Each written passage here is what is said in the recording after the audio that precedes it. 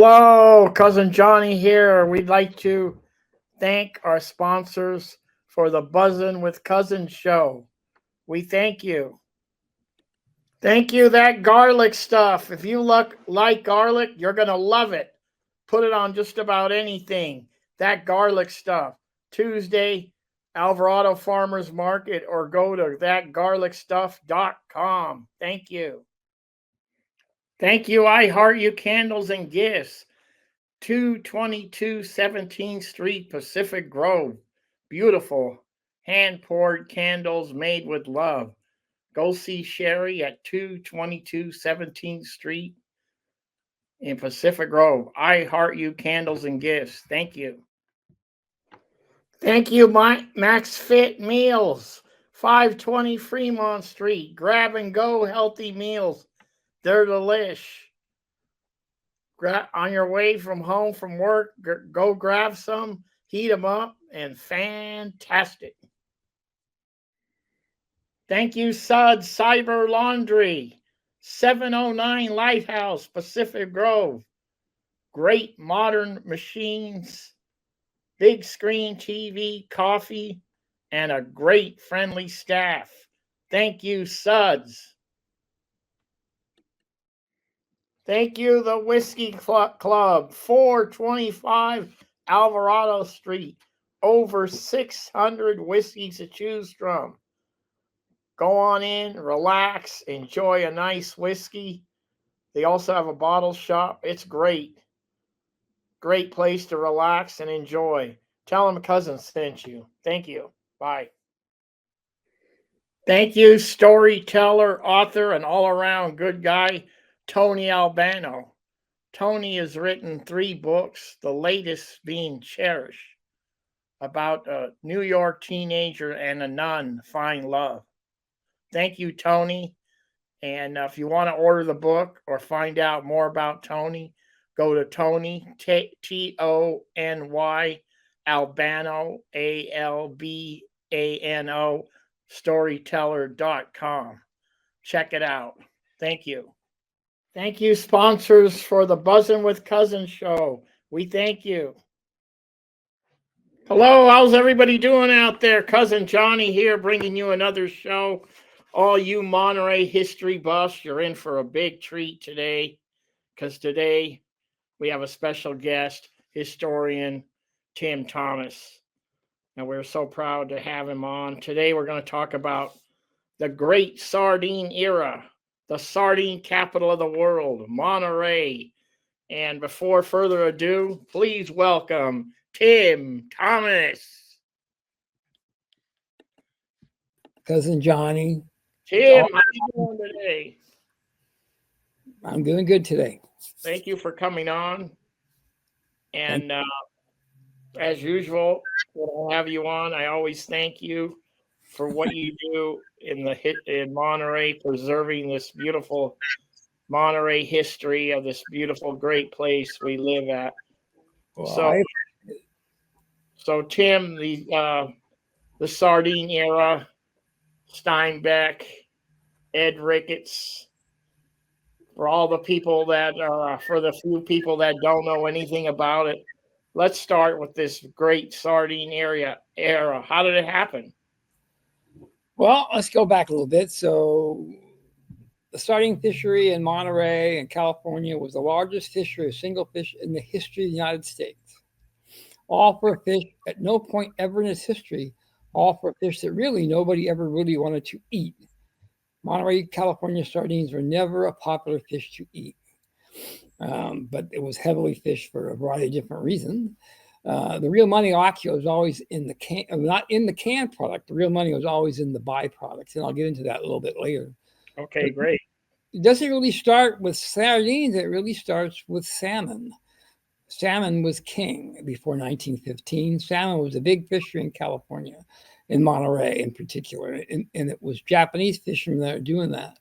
And just to give you an idea of how large that was, at the end of the 1909 salmon season, which lasted about 3 months, the Monterey Daily Cypress, which was the local newspaper, then reported at the end of that 1909 salmon season, there were 185 sailboats fishing the Monterey Bay, 145 of them were Japanese owned, catching an average of 1 million pounds of king salmon in 3 months. 1 million. Wow, That's a lot of fish.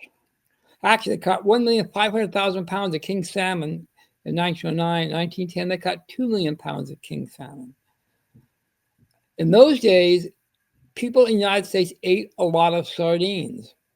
Sardines were very popular. They were almost like we would eat crackers or potato chips today, but the sardines we were eating weren't these guys right here. Beautiful. They're eating those little guys, right? Sardine is kind of a generic word. Almost all small silvery fish are referred to as a sardine. What they catch in California along the west coast or all the way into South America really is this guy known as a pilchard or the true sardine. But the sardines people wanted to eat were those little guys, those guys coming out of the North Atlantic, coming out of Europe, right? Okay. France was a big sardine producer at the turn of the 20th century. So all those sardines are really coming from Europe at that time.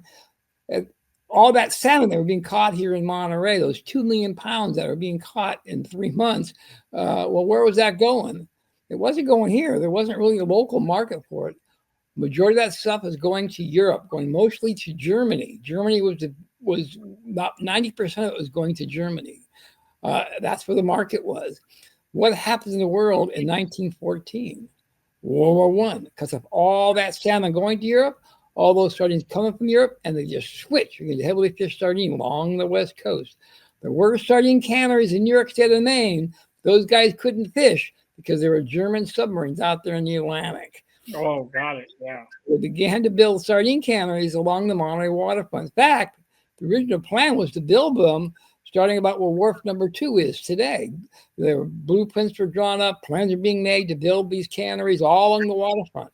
But the folks at the Hotel Del Monte were very unhappy with this idea because they were convinced you build sardine canneries along the Monterey waterfront, the tourists wouldn't come. And the Hotel Del Monte had a lot of economic power in this town at that time. Yeah. City of Monterey said, wait a minute, there's money to be made here. They said, all right, all you sardine processors go way down there at the end of Ocean View Avenue. And that's how Cannery Row becomes Cannery Row.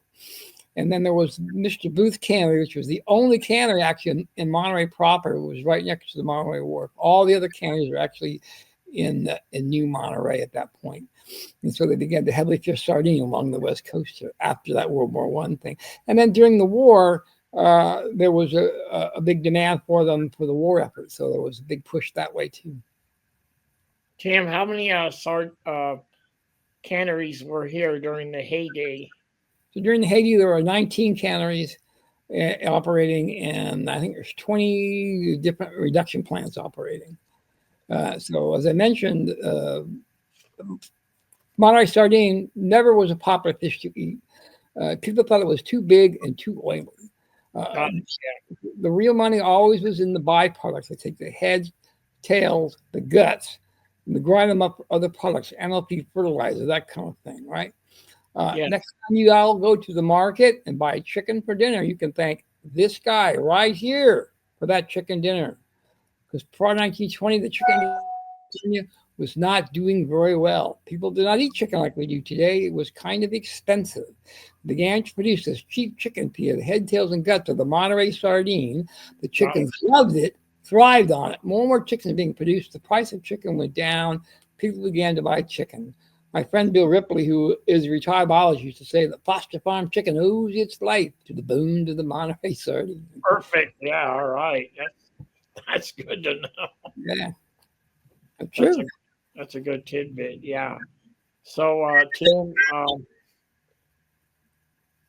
Then there was a lot of work to try to control that. Yeah. Fish and Game, which came into Monterey early. They opened the office at Hopkins Marine Station in 1919 just to monitor this sardine fishery at that time. They saw this happening that, because the reduction process was easy. It didn't take a lot of workers in the building to do it, and so they were concerned, and so they tried to pass rules, try to pass laws to try to control that. So eventually they passed different got legislation passed that said that only a certain percentage of the catch could go into the reduction process. Although those guys, the canneries, fought against that, and were sometimes just using the whole catch going into that reduction process. And there were lawsuits. I won't know all that stuff, but there was all kinds of things going on around all that. Tim, what date are we talking about? Was that in the 20s you were talking now? Fishing games started passed their first law in 1918. That's how early they saw this happening in California, in Monterey. And so they were very concerned about it. They did open their offices in 1919 at Hopkins Marine Station, and they would, because they were close to the canneries. So initially they'd go into the canneries every morning. They'd meet the fishermen, and they kept records, what they called interview cards, where they would interview the fishermen, how much fish they caught, where they caught them. They'd take samples of the fish back to their office at Hopkins, where they'd weigh them and measure them and sex them and bring them back to the canneries, which I think is the best part, so the canneries wouldn't lose any fish. And because of that kind of work they were doing, and they're also doing this in Southern California, there was another large sardine fishery. They were able to establish a sardine season. So prior to 1929, there was no sardine season. They just fished sardines whenever they appeared in the bay, which is usually about the middle of the summer months at that point. And okay. But in Monterey, they were able to establish the season. Monterey season went from August 1st to February 15th. In Southern California, it started in October and went all the way into April. So there were a number of fishermen, mostly Japanese fishermen from Southern California, that come up to Monterey to fish sardine here, starting in August, and then returning back to Southern California, where they could fish sardine almost all the way into April. So it could be almost a whole year doing that kind of thing. Now, Tim, in the heyday, how many boats were in Monterey? Depends, it would fluctuate from year to year, but the heyday, there was over 100 of them coming in. Not all from Monterey. Again, there were Southern California boats coming up here. Those were, again, mostly Japanese fishermen. They're also coming down from Washington and Oregon as well to fish sardine here. And oftentimes, those guys would live on their boats during the season. There was a Japanese hotel in Monterey the Japanese fishermen would stay. So it was all kinds of things. So there was, out of those 100 boats, there was mostly Sicilian and Japanese fishermen. Sicilian, yeah, most of it was a Sicilian fishery. So what brought those Sicilian guys here was when Mr. Booth came to Monterey, and he was in the salmon business at that time up along the Sacramento River. And into the 19th century, the salmon business wasn't doing very well up there. And so all the processors formed this co-op called the Sacramento River Packers Association. I heard these big landings going on in Monterey, all because of these Japanese fishermen that arrived here, and new technology that was introduced to salmon fishing by sport fishermen. He came down and said, "Hey, this is great," and tried to get contracts with Japanese fishermen. They said, "No, we got good contracts in market in San Francisco." So he backs off, builds a little shed near the Monterey Wharf where Heritage Harbor is today, and then began to experiment with these large sardines that are appearing in the bay at the end of the salmon season. Okay. He needed sardine fishermen at this point because at that time, a lot of the Japanese fishermen were leaving Monterey to go work in the ag fields in the Central Valley of California, only to turn into spring to fish salmon. As I'm sure you're aware that at the turn of the 20th century, there was a great deal of anti-Japanese sentiment in the United States, coming mostly from white workers who convinced the Japanese are coming to take their job, which really wasn't the case.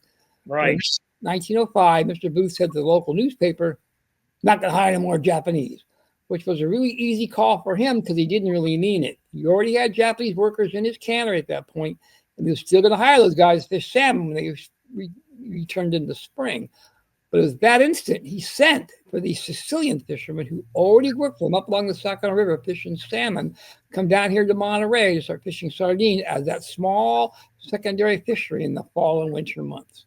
Perfect. Yeah. And Tim, the term purse seiner, for people that don't know, what is that term? The term refers to the type of netting that they're using on the boat. So the first purse seiners came into Monterey in 1926. Before that, they were fishing with Lampara boats, which is net that Sicilians brought from Sicily with them. And Lampara in Sicilian or Italian essentially translates to meaning lightning because it was fast. But the purse seine was bigger. and the boats were bigger. And what people don't think, in 1926, in 1930, those boats they were initially there was a lot of resistance to those boats coming into Monterey because it took less fishermen to work on them, and also they were expensive. In 1930, a per center new one could cost up to $30,000, which doesn't Right. the net was another $10,000 or $15,000. So that's like in $1930. I mean, that's doing That's crazy. a huge amount of money. You could buy a neighborhood of homes in Monterey for that kind of Oh money. yeah, I mean, you could buy a lot at that time for $1,100 or something. I mean, Those guys were able to get money. They got loans from the Bank of Italy, which is now the Bank of America, and other places to get to invest in and get those boats built.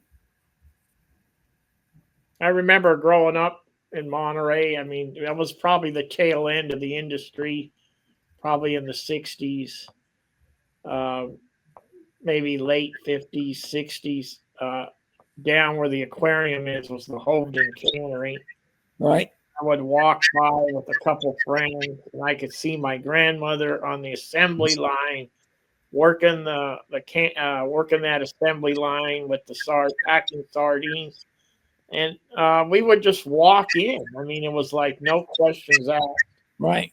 My grandmother would stop, give us a hug, and off we went. So I mean, that's how low key it was at that time. But I So remember the Hogan Cannery, and she was working though for Portolicos. Hogan sold that cannery right in 1950. I got a label right here that I found in a book. There you go. Yeah. Oh, Carmel. Yeah, yeah. And so Tim,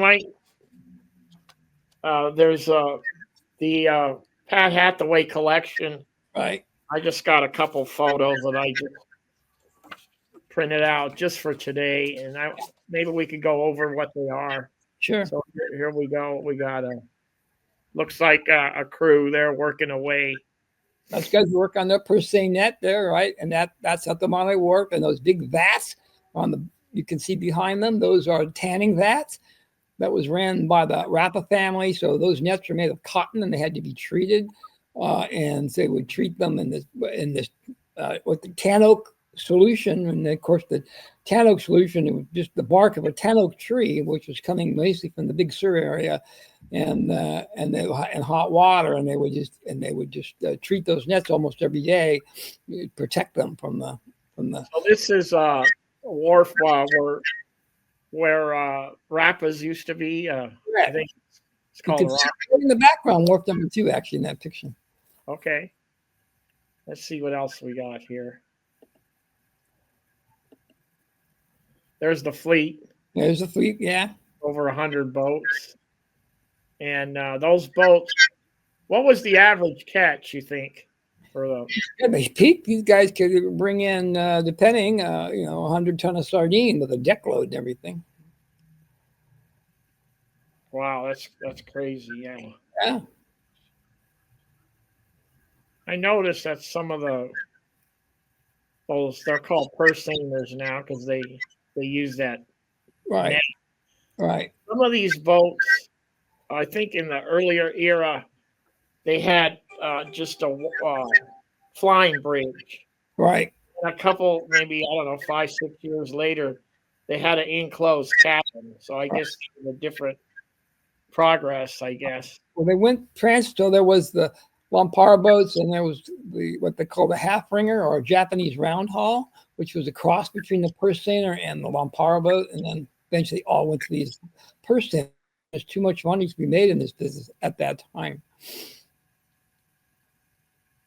and they were making money. They were making money, yeah. And the boats would be 12 guys on the boat, and the captain, and they would captain. You get paid like on Fridays. You went to the captain's house. And a lot of these Brazilian fishermen in their homes, the captains actually had 2 kitchens, one for the family. And downstairs, they always had one for the crew. And you go have dinner before the Friday night's fishing, and you would get paid. I remember an old photo. I don't think I have that, but yeah, there was you could see the crew going on the skiff. Yeah. going to their first thing or the fish that night. Right. All the crew on the skiff, they all had suits and ties on. I Oh, guess yeah. You dressed up. You went to work. Everybody else, you dressed up when you went to work. that's a business. They're businessmen. Exactly. That's what it was. And then how that net operates, of course, called a purse seine, because they would, once they saw a school of sardine, then that big skiff would take one into the front end of that net, and he would go clockwise around the school of fish, and then the big boat, the purse seiner, would go counterclockwise with the other end of that net, circling around the whole school of fish. It could be 1,500 feet in circumference and drop a couple of hundred fathoms into the bay. That's crazy. And then they pull it back up. They actually had what they call the submarine light that would be dropped, because sardine were fished at night. They drop it into the bay, and the light would just flash on. The idea was to scare the sardines into the net, and then they'd pull up on that net with a big winch, and it would close up like a big purse. That's the name, purse seine. In the early days of the sardine fishery, they fished sardines during the daytime. And the fishermen go out and they would listen. This is my favorite thing. An old fisherman told me, he said, we'd go out and we'd listen for this flip in the water that schooling fish would make. I just love that. Looks like there's an inspector there inspecting. The fishing game guy, and they would inspect the sardines. Absolutely, yeah. Now there's that net you were talking about. It kind of pulling up the big net full of fish. There he is. Kind of like a purse. They're saying that's how I got the name. You know, there was a size though, and fishing game couldn't control. They tried, but they couldn't control how much fish they could take. But they could control the size. So you had to be at least 7 inches before you could bring them up into the boat. And oftentimes they bring up a net full of fish like this, and they'd be under 7 inches, and they just have to dump them back into the bay. But at that point, they're all dead. At that point. Yeah. Yeah. There looks like some fish coming down, getting ready. Ladder. You're going up the fish ladder into the cannery. Into the cannery, yeah. From those hoppers, those sardine hoppers that were put into the bay in 1926, when the big boat started arriving. There it is, right there. This was an idea of Newt Hogan's, who saw these kind of hoppers working in the ag fields in California, where you put the hopper in the middle of the field, and they put the fruits and vegetables into the hopper, and then they go by a conveyor belt into the cannery. He figured, why can't they work in the bay? And so his engineers designed these systems that work with a marine pump. And the fish would go up, because the boats were too big. They couldn't come up to the cannery to unload their fish. And that's just the way the Monterey Bay is, the Monterey Harbor and Bay is kind of designed. They couldn't get those boats in here. So you go up to the hoppers, drop your catch into the hopper, and they'll funnel down this little opening. And the right. Wow. That's crazy. Yeah. These hoppers could take 70 tons an hour and would scale the fish as they went through them. Yeah. And also, what you were telling me before was the dangerous work of the hard hat divers that were down below trying to keep these hoppers going, because I guess they would break down every now and then. So that must Eddie Bushnell was the guy who put the lines in. You can still dive on those. Actually, they're still out there, and you have to use dynamite when they first put them in. But he would maintain these things. They pull out of the water every so many years to clean them and stuff. Yeah. Now, you listeners out there, when you go over there where El Torito is, right, and, next door, there's an old vacant lot that's been vacant there for a million years. But right. there's an old hopper putting up on that. If you drive by, you can check it out. That's right. And one along the coast, one along the bike trail, right, one near the Coast Guard pier. You can walk up and take a look at it. Yeah, it's cool. And for people that don't know, and tourists that are coming in and they go eat at the fish hopper, they think it's some kind of a character hopping around, like. And these are all, they don't realize it's an actual thing, a fish hopper. And they're all made of redwood, and they were made by the Sino family. Monterey Boat Works made those hoppers. Oh, I didn't know that. That's Sino. And Monterey is the only place in the world where this system was ever used. Wow, that's really great. And that's into the retorts. That's how they cook those sardines. So once they're into the canneries, there's actually a whole 3.3 system. There was a whole system to cook these sardines, and but once they're canned, they actually go through a pre-cooking process first before they put the lids on the cans, and then they add the condiments, usually it's tomato ketchup or mustard. Then they put the lids on them, they seal the lids, put them in these big baskets called retort baskets.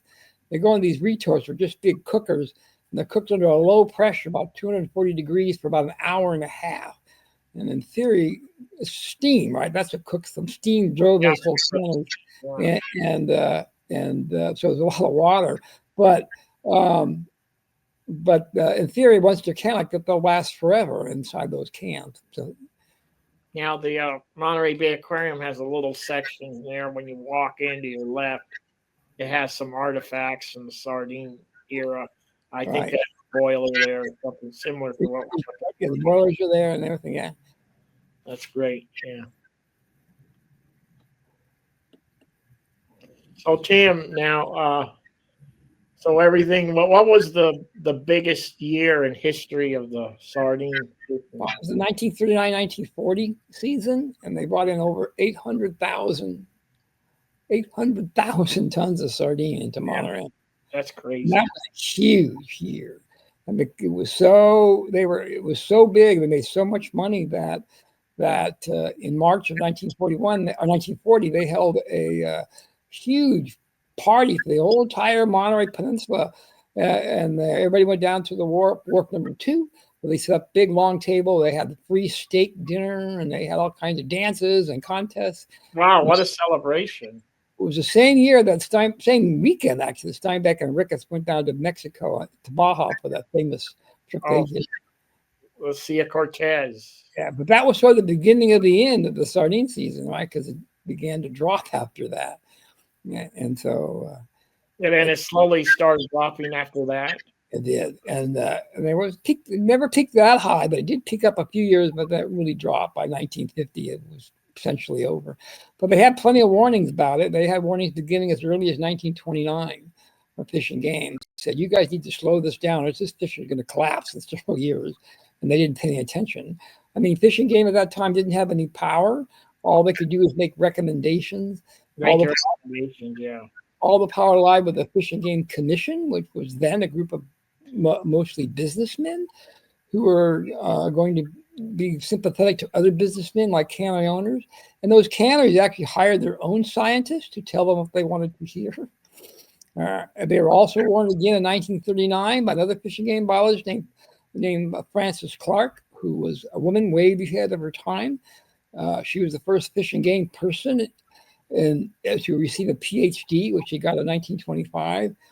She wanted to run all the sardine programs that Fish and Game did, including this very extensive, beginning in 1938, they did a sardine tagging program to look at how the sardines are being affected, in not just here, but also in Southern California by the catch. They'd bring them in, and they'd catch them, bring on their boats, and they'd weigh them, measure them, and sketch them, and they would tag them, and then drop them back into the bay. And then somebody from Fish and Game would go in. Actually, an old friend of mine named Bill Ripley did this.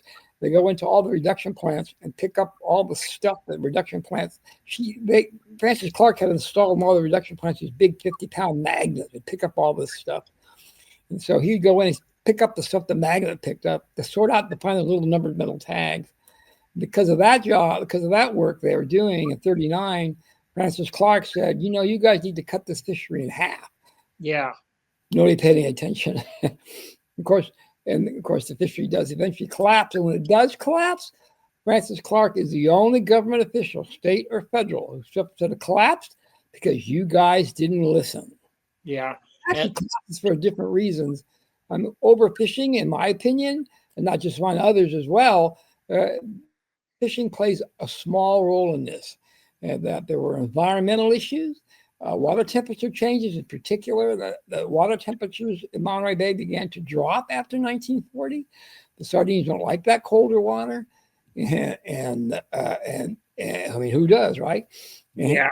We now know that sardines and anchovies tend to make these massive disappearances every 60, 70 years. So we now think that Monterey sardine was sort of on its declining cycle already, beginning after 1960. and we just kind of hastened the process. And when was the complete collapse? Like late 50s or? Really, it was in the early 50s. I mean, there was canneries operating still. Hovis Cannery sold his cannery in 1950 and became Portola Cannery, and they canned sardines. And then there was where Carmel Cannery was there. They operated periodically, but not all the time when the catch would come in. But eventually, all went to squid catching, canning squid and stuff. A lot of squid, yeah. So, sardines have made a comeback. I mean, they're out there. Yeah, I've heard they're out there. Yeah, not the numbers they were in 1939. I've been told that they will go back to those numbers. Maybe not in my lifetime, but there isn't really a market for it. Although you can go to the Safeway today and buy a can of sardines in the big cans. There's California Girl on there. Yeah. Those are probably California sardines either caught here or caught in Mexico. Same sardine. But what they do with them is they flash freeze them, ship them to Asia, Vietnam, and China, where they can them there, and then ship them here, and you can buy them at Safeway for $2, $2.50. Now, the Sicilians in Monterey, and then the people that migrated here to this area. Now, then there's a lot of Sicilians up in the Concord, Pittsburgh area. Right. Was that they come here and then they went there, or did they go there and then come here? How did that work? Well, I know when the Sicilians first started coming to California, the Genovese actually had settled in San Francisco at that point, and they were also here in Monterey a little bit too. And I've been told that the Genovese and Sicilians didn't always get along. And so Sicilians ended up in what's now Pittsburgh. Okay, yeah. Area, and we're fishing salmon and others, and sardine eventually as well. And then when the sardine fishery really began to take off here in Monterey after 1915, they began to come this way down to Monterey area, began to heavily fish sardine here.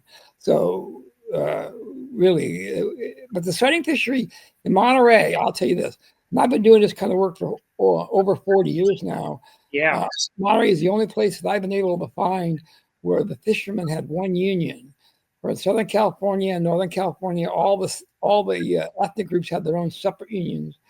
In Monterey, they had one. And I think that's primarily because Monterey is a small town. It was then, it still is today. Yeah. And these guys grew up together. They all went to school together. They all played together. But the real key is these boys all played baseball together right across the street from the JACL Hall, right next to the Sports Center, Jack's Park. Yes. It wasn't uncommon for these young Japanese boys to learn to speak some Italian before they learned to speak English. And those boys learned to speak some Japanese. Yeah, that's it. And by the way, I just want to give you a plug because you're the curator of that really great museum there at the Japanese American League there on Adams Street? Adams Street, right. So if anybody gets a chance, Tim, you're there, Saturdays usually? Well, we don't have any set hours. So if anybody's interested in seeing the museum, they just need to contact me, and I'll be happy to open it up for them. That'd be great. You took me on that tour before, and it's really great. And Tim, you also do a historical tour. One first Saturday of the month? I do walking tours on the first Saturday every month of the Monterey waterfront. Starts at the Monterey Wharf, and it's a free tour, 2 hours, but you just have to let me know you're going to be there. So it starts at 10 o'clock on the first Saturday every month. Meets in front of the Harbor House. You just show up, or do you need to? You need to contact me first, so I know someone's going to be there. Okay, and that's your website is what, Tim? My email is timsardine@yahoo.com. timsardine@yahoo.com. Right. In case anybody forgets, get a hold of me. I'll get a hold of Tim. But it's a great tour. And what do you do? Fisherman's Wharf? Is that? Wharf, and it goes around that little neighborhood, and it's really kind of a cultural history of Monterey. And we talk not only about sardines, but we talk a lot about abalone, whaling, squid. All those get covered in that tour. That's really great. Yeah, and we've taken that tour with some friends there, and we really enjoyed it. And another thing that you've done that we really enjoyed was the tour of up on the hill by the museum at the Presidio. Well, the Presidio Museum. That's a really great tour, also. So, yeah, thank you. I mean, you're a history buff like I am. You would really enjoy it. So, Tim, is there anything you want to add to what we said today or what you said? Well, I just think sardines are really important to the history of this community. Monterey wouldn't be what it is today without that sardine fishery that was here and those Sicilian fishermen that came here, and other fishermen that came here, all because of this guy right here. That guy right there, yeah. By that sardine fishery, everybody in Monterey had some connection to it one way or another. Yeah, you worked in it, or your neighbor did, or you had some kind of connection to it. So play that. Well, my grandfather came here to fish sardines. Then my dad came, and then a lot of other people came. So I mean, I've got some history with that, and that's why I wanted to bring you on, because a lot of people that kind of know a little bit about it. It's a nice refresher, and anyway, and plus you learn something every time I talk to you. You learn a little more. And these young people and some of these tourists that come into town and go to Cannery Row, that's how it all started.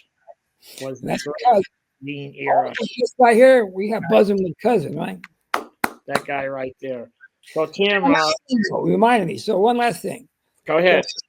I mentioned Cannery Row becomes Cannery Row because the city wanted to push it all the way down there. But to think of Cannery Row, we think of John Steinbeck's book Cannery Row, which really doesn't have anything to do with Cannery Row, actually, other than takes place on Cannery Row. But that street was called Cannery Row for a very long time, long before Steinbeck wrote that book. I mean, the earliest reference I've ever seen to have been called Cannery Row appears in a local newspaper in 1919. And we unfortunately don't know who that writer was that coined the phrase, because the writers just didn't get bylines in those days. Beautiful. So I like the way that they kind of, when you go down Cannery Row, you got those overpasses. Yeah. You know, to go across the street, and that was for, I guess, when the canneries, they had the packing on one side and then the storage on the other side. But they kept those overpasses up. There's only one though that's still original, that's still there, and you can still cross it. The Monterey Canning Building. Oh yeah, that one you could cross it. You could cross that one. That's one of the last original ones still standing. It seems nostalgic when you're driving down or walking down Cannery Road. I agree, especially for me that kind of grew up here and used to see that all the time. So anyway, Tim, it's really great that you came on, and we appreciate what you do in the community. And I just want to end with take Tim's tour, and you're going to be very happy. So Tim, thank you. Have a great day. You too, Johnny. Thank you. Thank you. Anytime.